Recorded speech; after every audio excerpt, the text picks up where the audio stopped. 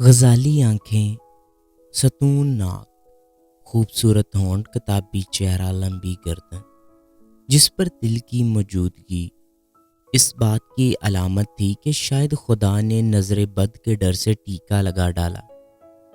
نازک اندام اور سر و قد یہ کسی شاعر کا خواب نہیں بلکہ جیتی جاگتی سومیا تھی، انتہائی ذہین اور زندگی سے بھرپور، خود پر غرور حسن کا نہیں بلکہ عورت ہونے کا۔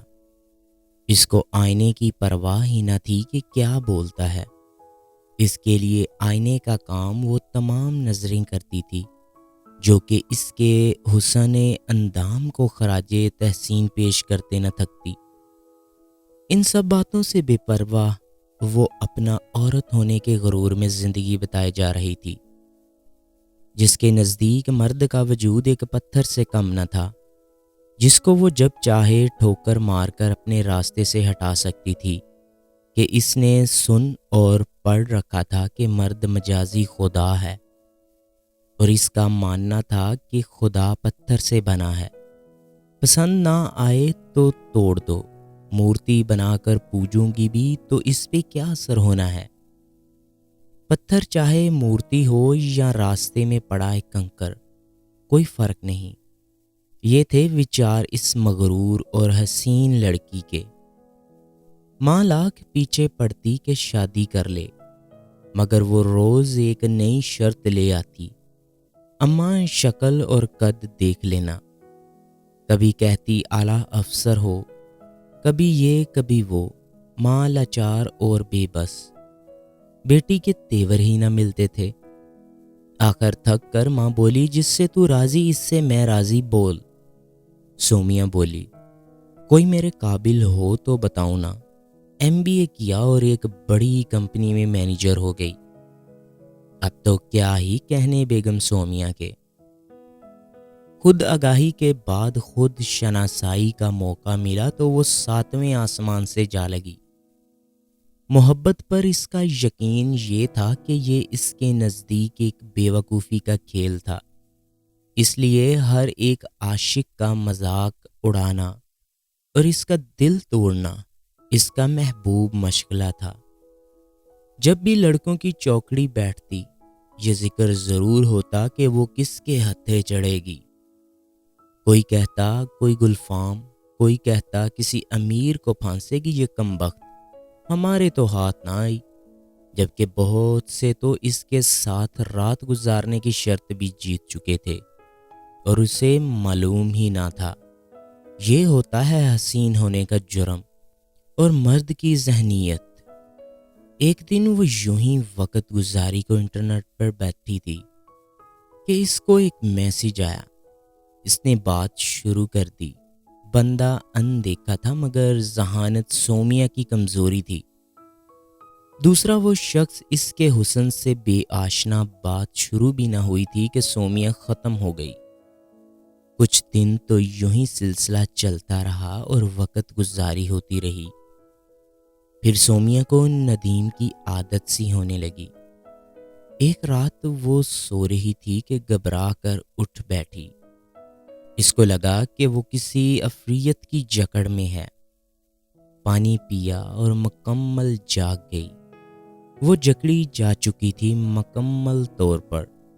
کہتے ہیں محبت کا مذاق مت اڑائیے، یہ تم کو مذاق بنا دیتی ہے۔ یہ اتنی حسین دیوی ہے کہ جان کا نذرانہ بھی وار دو تو کم ہے۔ محبت نہ ہوتی تو آج منصور بھی نہ ہوتا، اس کو بھی تو محبت نے سولی پر چڑھایا تھا نا۔ کیا خود ختم ہوئی؟ نہیں نا، آج بھی وہی شان ہے اس کی۔ کسی نے محبت پر انگلی نہ اٹھائی، کبھی بدنام ہوا، برباد ہوا، بیکار ہوا تو صرف انسان ہوا۔ محبت کی شان میں تو صرف قصیدے لکھے گئے۔ کیوں نہ ہو، خدائی صفت ہے جو انسانوں میں پھونک مارنے والے رحمان کا وصف ہے۔ جب انسان میں روح پھونکی جاتی ہے تو اس میں باری تعالیٰ کی اتنی محبت ہوتی ہے کہ نہ چاہتے ہوئے بھی وہ ظالم سے ظالم انسان میں سرایت کر جاتی ہے۔ اور پھر عورت کا تو مقام ہی الگ ہے نا۔ وہ تو خالق کی تخلیقات میں سے وہ واحد مخلوق ہے جو خلق کرتی ہے۔ یہ خلق کرنے کا عمل عورت کے لیے وصال سے لے کر جنم دینے تک کتنا تکلیف دہ ہے، کوئی نہیں جانتا، لیکن یہ عورت ہی ہے جو دوبارہ اپنا خون پلانے پر عمدہ ہو کر دوبارہ جنم دینے کو تیار رہتی ہے۔ اگر کوکھ سوکھی ہو تو کیا عورت کی ممتا مر جاتی ہے؟ تو بس اس کے اندر کا خون جو کہ تخلیق کے کام آتا ہے، مزید جوش مارتا ہے اور اس کی روح کو ہر وقت ایک لاوے کی طرح پگھلاتا رہتا ہے۔ اس کی ممتا اس کے اندر کانٹے چبوتی ہے کہ مجھے بچہ دے، میں کہاں جاؤں؟ اگر تو بانجھ ہے تو میرا کیا قصور؟ مجھے تو تیرے وجود کے ساتھ ہی پھونکا گیا تھا۔ سومیا محبت میں گرفتار ہو چکی تھی، سر سے پاؤں تک وہ گھبرا گئی، کیونکہ اب وہ قید تھی ندیم کی محبت کے پنجرے میں۔ یہ وہ شخص تھا جس کو اس نے نہ دیکھا نہ سنا، وہ صرف تھا۔ وہ کوئی کامیاب انسان نہ تھا، بی اے کے بعد ایک دکان پر سیلز مین کا کام کرتا تھا، سارا ہفتہ پیسہ جمع کرتا کہ کسی طرح سومیا سے فون پر بات کر سکے، اور وہ بھی اس کے فون کے انتظار میں رہتی۔ لمبی باتیں ہوتی، شرابی بھی تھا اور عورت کا مزہ بھی خوب چکھ چکا تھا۔ ہر موضوع پر بات کرتے دونوں، اور وہ دوسری عورتوں اور ان سے ان کی قربت کے قصے سن کر جلتی بھنتی، مگر ظاہر نہ ہونے دیتی۔ وہ تو بس اس انتظار میں رہتی کہ ندیم کہیں سے کوئی بوتل چڑھائے اور فون کرے، کیونکہ نشے میں وہ جو بولتا، اس کا سرور سومیا کو کئی دنوں بہکائے رکھتا اور وہ خود کو بادلوں میں اڑتا محسوس کرتی۔ اگر کسی کو بھی علم ہوتا کہ سومیا ایک نکمے سیل مین کی محبت میں گرفتار ہے تو کوئی یقین ہی نہ کرتا۔ عین ممکن تھا کہ ایک دو ناکام عاشق جو آس لگائے بیٹھے تھے پھندا ہی ڈال لیتے۔ آخر اس نے اور ندیم نے ملنے کا فیصلہ کیا۔ سومیا نے کار لی اور لائبریری جا پہنچی۔ کوئی اور ہوتی تو ندیم کو دیکھ کر پلٹ جاتی، مگر سومیا نے محبت کی تھی، اس کی پہلی اور یقیناً آخری محبت۔ ندیم ایک انتہائی سانولا، موٹا اور بے ڈول انسان تھا۔ یہ ہرگز نہیں کہا جا سکتا کہ ندیم کی لاٹری نکل آئی تھی۔ محبت میں لاٹری نہیں ہوتی، محبت خدا کا تحفہ ہے، اس کی عطا کردہ وہ نعمت ہے جو کائنات کو چلائے جا رہی ہے۔ ندیم ششدر رہ گیا، اس کی توقع اور تخیل سے بڑھ کر ایک حسین مجسمہ اس کے سامنے کھڑا تھا۔ دونوں میں ملاقاتوں کا سلسلہ شروع ہو گیا، پہلے ہر ہفتے، پھر ہر روز، پھر سارا دن دونوں گھومتے، جھگڑتے اور باتیں کرتے پھرتے۔ وہ اس کو دوسری عورتوں کے قصے مزے لے لے کے سناتا اور وہ آگ بگولا ہوتی رہتی، مگر منہ سے کچھ نہ بولتی۔ دیکھنے والے اس بے ہنگم جوڑے پر حیران رہتے کہ اللہ نے اس مرد کو کس نعمت سے نوازا ہے، مگر سومیا کو اس کی کیا پرواہ تھی؟ اس کے دن رات ندیم کے لیے تھے۔ آفس پہنچ کر وہ میٹنگ کا بہانہ کرتی، گاڑی اٹھائی اور سارا دن ندیم کے ساتھ بتاتی۔ وقت گزرتا گیا، جنون بڑھتا گیا، مگر دلچسپ بات دوستو یہ ہے کہ کبھی بھی سومیا کو اس نے چھوا تک نہیں۔ اگر کبھی وہ قریب آتا تو وہ اسے پیچھے دھکیل دیتی اور وہ خاموش ہو جاتا۔ محبت میں جسم امر ہے، مگر اس کے بغیر محبت کی تکمیل اس کو خدائی درجہ دیتی ہے۔ بندے اور اس کے رب کا رشتہ پاکی اس لیے رکھتا ہے کہ اس میں قلب و روح کا عمل ہے۔ سومیا جو ناک پر مکھی نہ بیٹھنے دیتی تھی، جس کی اڑان دیکھ کر اس کی ماں پریشان رہتی تھی، اس نے ایک دن ندیم سے شادی کا تقاضا کر ڈالا۔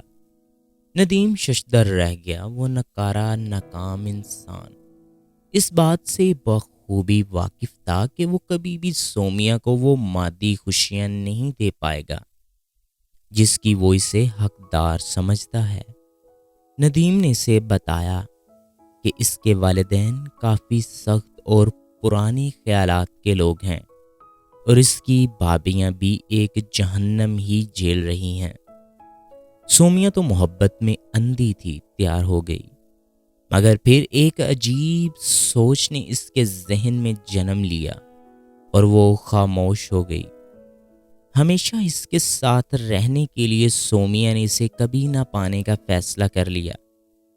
جسم کا استعمال دوسری روح کو تو جنم دیتا ہے، مگر اس کے بعد آپ کی روح کس حد تک ٹوٹ پھوٹ کا شکار ہوگی اس کی کوئی گارنٹی نہیں۔ ندیم لاکھ کوشش کے باوجود گھر میں بات نہ کر پایا۔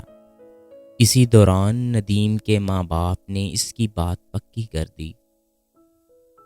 سومیا کو علم ہوا تو اس نے صرف ایک بات کہی، جب بھی جہاں بھی شادی کرو مجھے اس لمحے، اس وقت اور اس دن کی خبر نہ ہو۔